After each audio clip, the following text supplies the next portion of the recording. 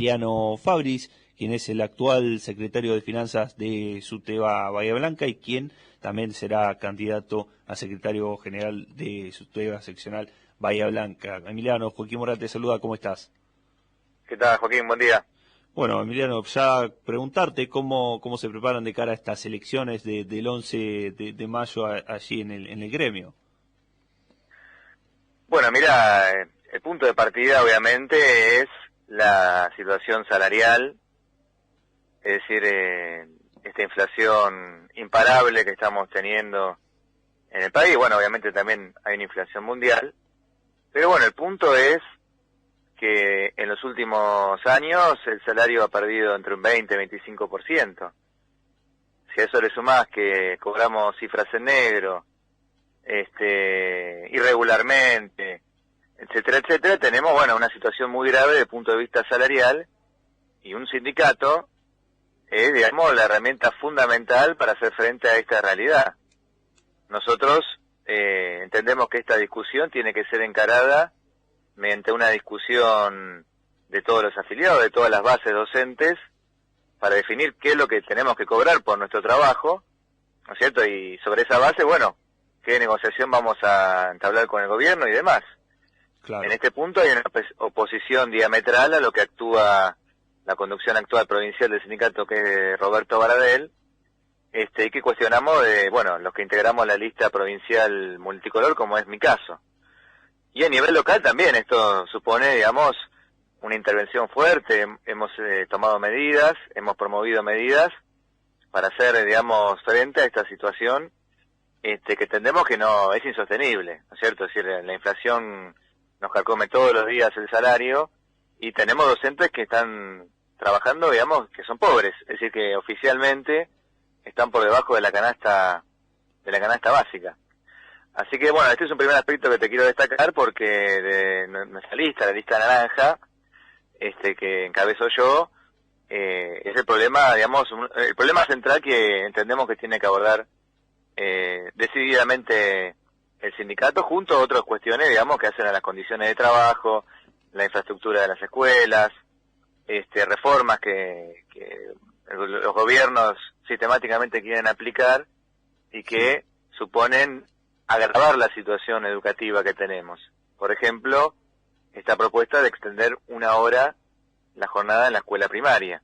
Bueno, eso justamente te quería consultar, cuál era la posición con respecto a ese punto, que si mal no entiendo va a empezar después de las vacaciones, ¿no?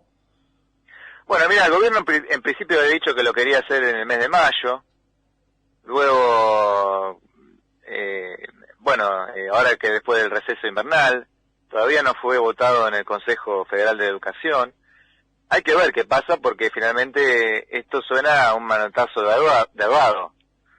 Es decir, una respuesta desesperada para intentar mostrar a la sociedad algún cambio en materia educativa, pero que en las escuelas el rechazo es muy profundo. Los docentes de la primaria de Bahía Blanca han elaborado petitorios, han actuado porque entienden que esto es simplemente una sobrecarga para consolidar a la escuela primaria como una guardería y no atender a las demandas que hoy mismo tienen que ser satisfechas. Por ejemplo, que mejoran los salarios para que los docentes no tengan que trabajar 2 cargos y por lo tanto puedan tener una mejor atención a sus alumnos. Esto solo sería una revolución completa en el sistema educativo, en la educación de los niños. Es claramente lo que el gobierno no quiere hacer. Además de que hay cargos vacantes, en primaria no hay preceptores, faltan maestras, y la infraestructura es deplorable. Esto ya en cualquier establecimiento educativo del cual hablemos, ¿no es cierto? Pero bueno, en este caso, la docencia trabaja ahora jornadas extenuantes. Incrementarla 1 hora no va a mejorar la educación por un lado y por el otro va a significar una sobrecarga enorme por un salario que, bueno, como te mencioné anteriormente, está carcomido sistemáticamente por la inflación. Así que te imaginarás que un sindicato, es decir, el SUTEBA, que es el sindicato más grande de la provincia y uno de los más importantes en Bahía Blanca, estos temas tienen que abordarlos fuertemente. De la misma manera que abordamos el tema de cómo habría que preservar la vida y la salud de los docentes y obviamente también de los alumnos y sus familias cuando se planteaba una presencialidad, digamos, para convivir abiertamente con la pandemia, con el virus, y ni siquiera estábamos todavía vacunados. Sí. Estas son, digamos, las ejemplos de lucha que entendemos que tienen que tomar un sindicato en el cuadro también de una situación social, económica y también política muy grave, porque los sindicatos finalmente son aquel espacio para que los trabajadores nos organicemos, luchemos por nuestros derechos y además discutamos y adquiramos una conciencia de todo lo que está pasando en el país para poder plantear una alternativa frente al desastre que están haciendo los distintos gobiernos. Y eso supone que nos unamos todos los trabajadores de educación y todos los trabajadores que estamos sufriendo esta situación y queremos actuar al respecto. Y Emiliano, ustedes apuntan directamente por esto de la cuestión salarial contra Roberto Baradel, encargado de la conducción a nivel nacional, ¿no? Mira, sí, en este caso sería a nivel provincial. Baradel se presenta nuevamente, es decir, está hace unos largos años, y ha convertido al sindicato en una sucursal, digamos, de gobierno. Es decir, de todo lo que el gobierno... No hay ninguna lucha del sindicato, del SUTEBA. Las paritarias, los protocolos, fueron firmados sin mandato de las bases. Entonces, esto califica una conducción sindical como burocrática, cuando, bueno, las demandas que tenemos los trabajadores de educación y la educación en su conjunto son muy importantes, y a nivel local, esto, digamos, ha sido objeto también de un debate con la actual conducción oficial, que es la lista de Granate, que conduce también desde hace mucho tiempo, y que entendemos que no ha encarado muchas de estas luchas, por un lado, o si las encara, las hace de una manera, digamos, muy vacilante. En este punto nosotros entendemos que ante los ataques que estamos sufriendo, tenemos que organizarnos y emprender una lucha muy decidida, porque la situación es muy grave. Y Emiliano, ya para ir cerrando, te consulto, bueno, Roberto Baradel, que en minutos va a estar aquí en Bahía Blanca. ¿Qué representa esta visita? ¿Creen que ven a Bahía Blanca como uno de los puntos centrales de esta elección? Seguramente esté haciendo campaña electoral. Déjame decirte que la lista de Roberto Baradel, no participa de ninguna, y te digo bien, de ninguna de las actividades, reuniones, asambleas de nuestro sindicato. Es decir que, como mínimo, se trata de una visita, digamos, súper estructural, porque en el día a día, la lista que digamos, que lo representa él en Bahía Blanca no está en ninguna actividad. Así que entendemos que se trata directamente de un boicot, ¿no es cierto?, de la construcción del sindicato. En un sindicato hay muchas tendencias sindicales, políticas. El punto que nos tiene que unir es una asamblea, un congreso, donde podemos discutir abiertamente, democráticamente, y entre compañeros y compañeras que somos, y luego decidir un plan de lucha, un plan de acción, ¿no es cierto? Es digamos, la democracia sindical es, digamos, el aspecto esencial que tenemos que defender. En cambio, como te decía, lo que ha decidido y decide Baradel no tiene que ver con la opinión de los docentes, sino aquello que se le diga en algún ministerio, digamos, del gobierno.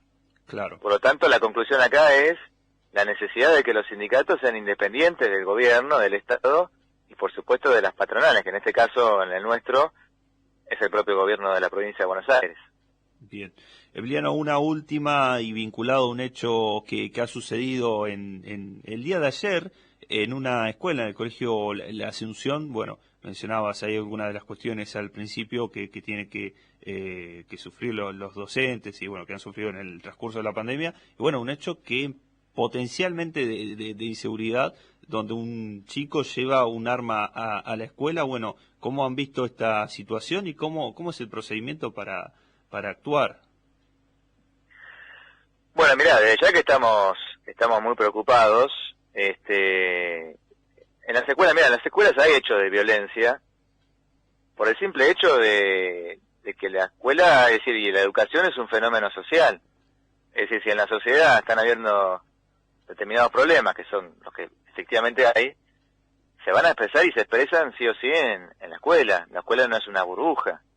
Con esto te quiero decir que las herramientas y capacidad de intervención que tenemos en las escuelas y los docentes tienen este límite porque tienen que ser encarados como un problema de conjunto. ¿Me explico? Sí. Es decir, hay niños que van con hambre a la escuela, no comieron, tienen que comer en la escuela.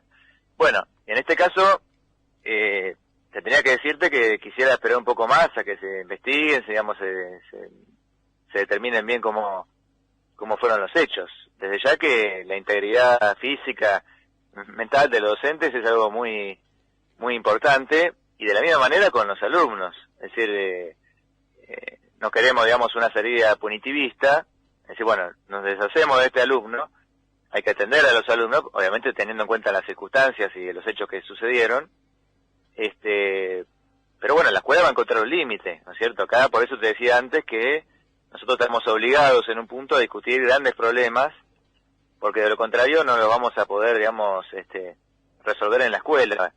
Si la escuela la podemos contener, considerar, etcétera, etcétera, pero estamos obligados a tener que discutir los grandes problemas y tomar decisiones, acciones al respecto.